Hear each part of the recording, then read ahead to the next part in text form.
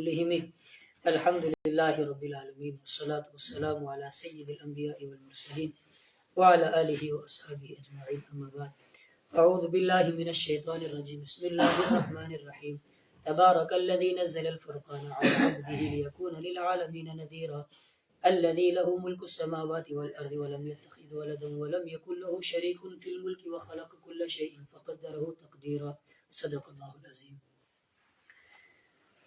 آج جو سبق ہے ہمارا وہ ہے سورہ فرقان. اس سے پہلے تھی سورہ نور. سورہ نور مکمل ہوئی. اب جو ہے سورہ فرقان. سورہ فرقان اس سورت کا نام سورہ فرقان کیوں پڑا؟ سورت کے اندر پہلی ہی آیت کے اندر ایک لفظ آیا ہے فرقان. کیا لفظ ہے؟ فرقان. اور فرقان کے معنی ہوتے ہیں حق اور باطل کے درمیان فرق کرنے والی چیز. تو اس فرقان کی وجہ سے اس لفظ پر ہی پوری سورت کا نام کیا پڑ گیا؟ سورہ فرقان. اور پھر سورت مکی ہے اور مکی سورتوں کا ایک انداز ہوتا ہے. اس کے اندر توحید، رسالت اور آخرت کو بیان کیا جاتا ہے. توحید کو بیان کیا جاتا ہے اور رسالت کو بیان کیا جاتا ہے. رحمت عالم صلی اللہ علیہ وسلم کی نبوت رسالت کو بیان کیا جاتا ہے. اور پھر اسی طرح آخرت کو بیان کیا جاتا ہے. مرنا ہے، مرنے کے بعد دوبارہ زندہ ہونا ہے، اور پھر حساب کتاب ہونا ہے. جنت ملے گی، ماننے والوں کو جنت ملے گی اور نہ ماننے والوں کو جہنم میں جانا پڑے گا. اس صورت کا بھی وہی انداز ہے، توحید، رسالت اور آخرت. لیکن بطور خاص 3 چیزوں کو اس صورت کے اندر بیان کیا گیا تفصیل کے ساتھ. کیا؟ نمبر 1، اللہ تعالیٰ کی قدرت کو بیان کیا، اللہ تعالیٰ کی عظمت اور اللہ تعالیٰ کی اونچی شان کو بیان کیا. اور پھر اللہ تعالیٰ کی عظمت، قدرت اور اونچی شان کو بیان کرنے کے بعد فرمایا کہ ان صفات کے مالک بس ایک اللہ کی ذات ہے. یہ جو صفات ہیں یہ صرف کس کی صفات ہیں؟ اللہ کی صفات ہیں. اور مشرک جن جن بتوں کی، جن جن ہستیوں کو اللہ تعالیٰ کی خدائی میں شریک کرتے تھے اور پھر اس کے بارے میں جو بےہودہ دلیلیں دیتے تھے، ان دلیلوں کا کیا دیا گیا؟ جواب دیا گیا. نمبر 1. نمبر 2، قرآن کریم یہ بیان کیا گیا کہ قرآن کریم اللہ ہی کا کلام ہے. اللہ ہی کا کلام ہے اور اللہ کا سچا کلام ہے. اور قرآن کریم کے خدائی کلام ہونے کے بارے میں جو مشرکین اعتراض کرتے تھے، ان کے ان اعتراضوں کو کیا دیا گیا؟ جواب دیا گیا. اور تیسری چیز، رحمت عالم صلی اللہ علیہ وسلم کی رسالت کو بیان کیا. یعنی یہ بیان کیا گیا کہ رحمت عالم صلی اللہ علیہ وسلم آخری پیغمبر ہیں اور رتبے کے اعتبار سے، مرتبے کے اعتبار سے تمام پیغمبروں میں رحمت عالم صلی اللہ علیہ وسلم کا مرتبہ اور مقام اونچا ہے. اس کو بیان کیا. اور پھر رحمت عالم صلی اللہ علیہ وسلم پر کفار مکہ جو اعتراض کرتے تھے اس کو بیان کیا گیا تفصیل کے ساتھ. تبارک الذی نزل الفرقان علی عبدہ لیکون للعالمین نذیرا. تبارک الذی، بڑی برکت والی ہے وہ ذات، الذی نزل الفرقان، جس نے نازل کیا فرقان کو، یعنی حق اور باطل کے درمیان فرق کرنے والی چیز کو اتارا. حق اور باطل کے درمیان فرق کرنے والی چیز کیا ہے؟ قرآن کریم. کس پر نازل کیا؟ علی عبدہ، اپنے بندے پر. اپنے بندے نے رحمت عالم صلی اللہ علیہ وسلم پر. کیوں؟ لیکون للعالمین نذیرا، تاکہ وہ ہو جائے سارے جہانوں کے لیے ڈرانے والا. کون؟ رحمت عالم صلی اللہ علیہ وسلم سارے جہانوں کو کیا ہو جائیں؟ ڈرانے والے ہو جائیں. کیا ہے اللہ کی صفات جو کسی اور میں نہیں ہے؟ فرمایا الذی لہ ملک السماوات والارض. کون ہے اللہ؟ کون ہے اللہ کی ذات؟ فرمایا جس کے لیے ہے آسمانوں اور زمین کی بادشاہی. زمین اور آسمانوں کی بادشاہی کس کے لیے ہے؟ اللہ کے لیے ہے. ولم یتخذ ولدا، نہیں بنایا اس نے کوئی بیٹا، یعنی اس کی کوئی اولاد بھی نہیں ہے. ولم یکن لہ شریک فی الملک، اور نہیں ہے اس کا کوئی شریک فی الملک، بادشاہی میں. آسمانوں اور زمینوں کی بادشاہی کس کے لیے ہے؟ اللہ کے لیے ہے. اور اللہ کی کوئی اولاد نہیں ہے. مشرکین مکہ کہا کرتے تھے کہ فرشتے اللہ کی کیا ہیں؟ بیٹیاں ہیں. فرمایا ولم یتخذ ولدا، اس کی کوئی اولاد بھی نہیں ہے. ولم یکن لہ شریک فی الملک، اس کی بادشاہی میں اس کا کوئی شریک بھی نہیں ہے. وخلق کل شیء، اور ہر ایک چیز کو اس نے بنایا. کائنات کے اندر، زمین، آسمانوں کے اندر جو کچھ بھی ہے یہ پوری کائنات کس نے بنائی ہے؟ اللہ نے بنائی ہے. فقدرہ تقدیرا، پھر سب کا الگ الگ اندازہ رکھا. اس کے بعد واتخذوا من دونه آلهة لا يخلقون شيئا وهم يخلقون ولا يملكون لأنفسهم ضرا ولا نفعا.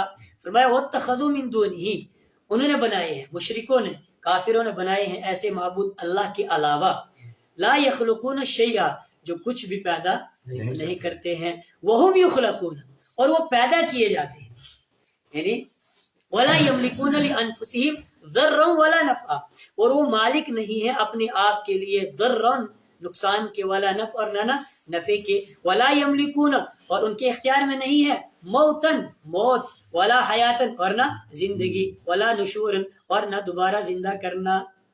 کیا اللہ تعالیٰ کی توحید کو بیان کیا جا رہا ہے، اور پھر سارے مشرکوں کو، ہر قسم کے مشرکوں کو غور کرنے کی دعوت دی جا رہی ہے، سارے مشرکوں کو غور کرنے کی دعوت دی جا رہی ہے. وہ بیوقوفو، کچھ تو سوچو، ایک طرف اللہ کی شان کو دیکھو کہ اس نے ساری کائنات کو بنایا ہے، پوری کائنات کو بنانے کے بعد پھر جو ہے زمین آسمانوں کی بادشاہی، بادشاہ کون ہے؟ اللہ ہے، اور اس کی کوئی اولاد بھی نہیں ہے. اور جب اولاد بھی نہیں ہے، فرمایا لم یلد ولم یولد، نہ اللہ کسی کی اولاد ہے نہ اللہ کی کوئی اولاد ہے.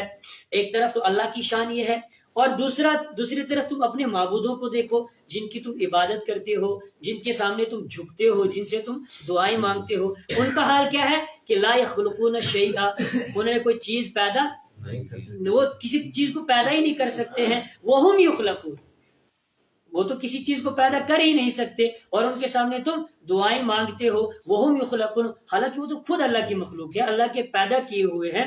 اور دوسری بات ولا یملکون لانفسهم ضرا ولا نفع، نہ ان کے اختیار میں اپنے آپ کو بھی نفع اور نقصان نہیں دے سکتے ہیں، اپنے آپ کو بھی نفع اور نقصان نہیں دے سکتے ہیں. ولا یملکون موتا ولا حیاتا ولا نشورا، نہ وہ کسی کو موت دے سکتے ہیں، نہ وہ کسی کو زندگی دے سکتے ہیں، حیات دے سکتے ہیں، اور اسی طرح کل قیامت کے دن بھی وہ کسی کو دوبارہ زندہ نہیں کر سکتے ہیں. تو جو اتنا بے بس ہو، جو اتنا لاچار ہو، وہ کسی کا معبود کیا ہو سکتا ہے؟ اسی کو فرمایا واتخذوا من دونه، بنایا انہوں نے اللہ کے علاوہ آلہۃ، ایسے معبود بنائے لا یخلقون شیئا، جو کوئی چیز پیدا نہیں کرتے ہیں. وہم یخلقون، اور وہ پیدا کیے جاتے ہیں، وہ اللہ کی مخلوق ہے. ولا یملکون لانفسهم ضرا ولا نفعا، اور وہ مالک نہیں ہے اپنے آپ کے لیے، نہ نفع کے مالک ہے اور نہ نقصان کے مالک ہے، اپنے آپ کو نہ نفع دے سکتے ہیں اور نہ نقصان دے سکتے ہیں.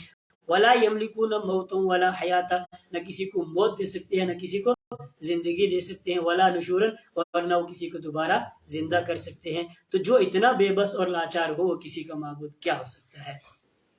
آگے جو ہے اعتراضات کا سلسلہ شروع. کفار مکہ، مشرکین مکہ جو قرآن پر اعتراض کرتے تھے، یعنی قرآن اللہ کی کتاب نہیں ہے، اس پر جو اعتراض کرتے تھے، اور اسی طرح رحمت عالم صلی اللہ علیہ وسلم کی رسالت پر اعتراض کرتے تھے، ان اعتراضات کا سلسلہ یہاں سے کیا ہو رہا ہے؟ شروع ہو رہا ہے، اور قرآن کریم اس کے جوابات دے رہا ہے. کیا وقال الذین کفروا، اور کہا کافروں نے، ان ھذا نہیں ہے یہ، یعنی قرآن کریم نہیں ہے، الا مگر افک افتراہ، اس نے اس کو گھڑ لیا ہے. یعنی رحمت عالم صلی اللہ علیہ وسلم کے لیے کہہ رہے ہیں کہ اس نے اس کو کیا کر لیا؟ اپنی طرف سے گھڑ لیا ہے. وَأَعَانَهُ عَلَيْهِ قَوْمٌ آخَرُونَ، اور اس گھڑنے پر اس کی مدد کی ہے قوم آخرون، دوسرے لوگوں نے. فَقَدْ جَاءُوا، یقیناً آ گئے ہیں یہ کافر لوگ، ظلماً ظلم پر، وزوراً اور جھوٹ پر آ گئے ہیں. وَقَالُوا، اور کہا انہوں نے، کنہوں نے؟ یہ کافر کہتے ہیں، اساطیر الاولین، پہلے لوگوں کی قصے کہانیاں ہیں. یہ قرآن کریم کیا ہے؟ پہلے لوگوں کی قصے کہانیاں ہیں. اکتتبھا، جن کو اس نے لکھوا لیا ہے، اس نے کیا کر لیا ہے؟ لکھوا لیا ہے. فہی تملی علیہ، تو پڑھی جاتی ہے اس کے اوپر یہ بکرۃ و اصیلا، صبح و شام. یہاں سے اعتراض، پہلا اعتراض بیان کیا. پہلا اعتراض کیا ہے کہ کفار مکہ کہہ رہے ہیں، کہتے ہیں کہ یہ قرآن اللہ کا کلام نہیں ہے، بلکہ اس نے اپنی طرف سے اس قرآن کو کیا کر لیا ہے؟ گھڑ لیا ہے، گھڑ لیا ہے، جھوٹ گھڑ لیا ہے. یہ پہلے لوگوں کی قصے کہانیاں ہیں، یہود و نصارہ سے سنتا ہے اور اس کو کیا کر لیتا ہے؟ اپنے صحابہ سے لکھوا لیتا ہے. چونکہ رحمت عالم صلی اللہ علیہ وسلم خود امی ہیں، پڑھنا لکھنا نہیں جانتے ہیں، تو کفار مکہ کہہ رہے ہیں کہ یہ امی ہے، اس کو نہ پڑھنا آتا ہے اور نہ لکھنا آتا ہے. تو یہ دوسروں سے کیا کر لیتا ہے؟ اس کو لکھوا لیتا ہے، اور پھر صبح شام اس کو پڑھ پڑھ کے سنایا جاتا ہے. یعنی کس کو؟ رحمت عالم صلی اللہ علیہ وسلم کو. کفار مکہ کا اعتراض ہے کہ پڑھنا لکھنا اس کو آتا نہیں، تو پہلے لوگوں کی قصے اور کہانیاں ہیں، دوسروں سے لکھوا لیتا ہے اور پھر اس کے بعد صبح و شام ایک قصے اور کہانی اس کے سامنے پڑھی جاتی ہیں اور یہ ان کو یاد کر لیتے ہیں. یاد کرنے کے بعد پھر لوگوں کو سناتے اور کہتے کہ بھئی یہ اللہ کا کیا ہے؟ کلام ہے. یہ اعتراض تھا. قرآن نے جواب دیا کیا؟ قل انزلہ الذی یعلم السر فی السماوات والارض. اے میرے محبوب آپ فرما دیجئے انزلہ، اس کو نازل کیا ہے. کس کو؟ قرآن کریم کو نازل کیا ہے. الذی، اس ذات نے، یعلم السر فی السماوات والارض، جو آسمانوں اور زمین میں ہر بھید کو جانتا ہے، ہر راز کی بات کو جانتا ہے. اس ذات نے اس کو نازل کیا ہے. جواب کا حاصل یہ کہ یہ قرآن کریم خود اس بات کا شاہد ہے کہ یہ قرآن اللہ کا سچا کلام ہے. اللہ کا کیا ہے؟ سچا کلام ہے. کیوں؟ اس لیے کہ یہ قرآن اس ذات کی طرف سے نازل کیا گیا ہے جو آسمانوں اور زمین کے اندر جو بھی چھپی ہوئی بات ہے ہر راز کو جانتا ہے، ہر راز سے باخبر ہے. ایک دوسری چیز، ساری دنیا کو یہ چیلنج دیا گیا، ساری دنیا کو یہ چیلنج دیا گیا کہ تم کہتے ہو کہ یہ قرآن خدا کا کلام نہیں ہے، یہ بلکہ یہ کسی انسان کا بنایا ہوا ہے. یہ رحمت عالم صلی اللہ علیہ وسلم نے اس کو خود گھڑ لیا ہے. تم بھی تو انسان ہو، جس طرح آپ صلی اللہ علیہ وسلم ایک انسان ہے، تم بھی کیا ہو؟ انسان ہو. تو اگر یہ گھڑ سکتا ہے تو تم بھی ایک انسان ہو، تم بھی اس جیسا کیا کرو؟ ایک صورت ہی لے کر کے آؤ. ایک صورت نہیں لا سکتے، کم سے کم ایک آیت اس کی جیسی لے کر کے آؤ. لیکن 1400 سال گزر چکے، آج تک کوئی ایک آیت بھی نہیں لا سکا. تو اس بات کی شاہد ہے قرآن کریم، اس بات کا گواہ ہے. اور کسی کا قرآن کی ایک آیت بھی نہ بنانا اس بات کی دلیل ہے کہ یہ قرآن اللہ ہی کا کتاب، اللہ ہی کا کلام ہے، اللہ ہی کی کتاب ہے. یہ کسی انسان کا گھڑا ہوا کلام نہیں ہے. اسی کو فرمایا قل انزلہ الذی، آپ فرما دیجیے نازل کیا اس کو اس ذات نے، یعلم السر، جو جانتا ہے ہر بھید کو، فی السماوات، آسمانوں میں، والارض، اور زمین میں. انہ کان غفورا رحیما، بے شک اللہ تعالیٰ غفوراً، بڑا بخشنے والا ہے، رحیماً، بڑا مہربان ہے. اللہ تعالیٰ مجھے بھی اور آپ کو بھی اپنا کلام سمجھنے کی توفیق عطا فرمائے. وآخر دعوانا ان الحمد للہ.